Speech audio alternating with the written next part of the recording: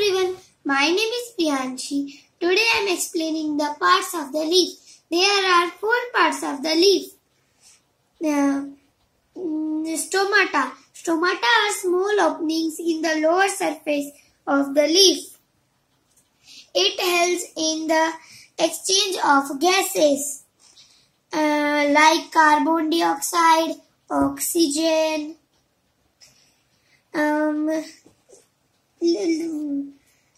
Leaf blade. Leaf blade is also called lamina, and it is usually green in color due to the presence of green color pigment called chlorophyll.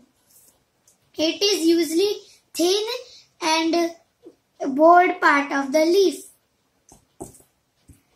Stalk.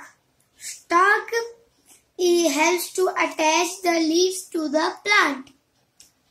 Veins. Veins are tiny tubes running across the leaves. It provides food to the leaf. And there are 2 types of veins. Main vein, side vein.